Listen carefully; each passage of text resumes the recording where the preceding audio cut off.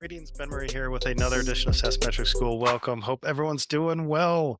So today, talking about what metrics and data do acquirers want to see ASAP.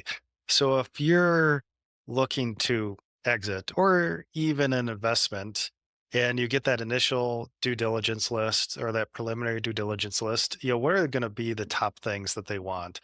And one big thing that's worth its weight in gold is your MRR schedule. I can't overestimate the importance, or I always get this confused, underestimate, overestimate. Hopefully you get the point.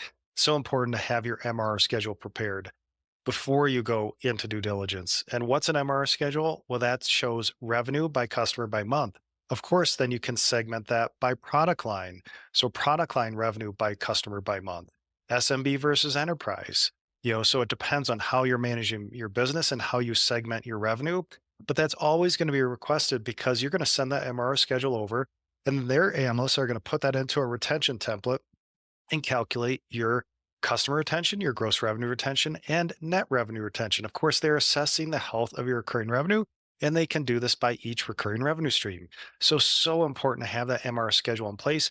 And that's either going to come from your invoice data, and hopefully we have start and end dates specified in your invoice data, or if you have a subscription management system and then a revenue management system within that rev management system or subscription system, that can produce an MRR schedule as well. So very worthwhile to check, where does your MRR schedule sit, or do you have to create one? Now I'll put a link in the show notes. I've got a free resource, free templates that can take your invoice data and create that MRR schedule. So instead of this long list of data, we now move it, so we transform that data so it's going left to right. So your MRR schedule, always important. Of course, they're going to request your financials by month, so your P&L, balance sheet, maybe your cash flow, and then maybe some pipeline data.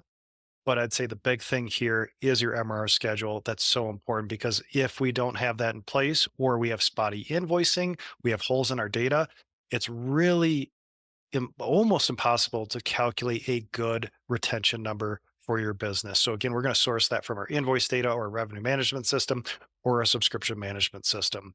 So I'd say ASAP, that's what we want to look at.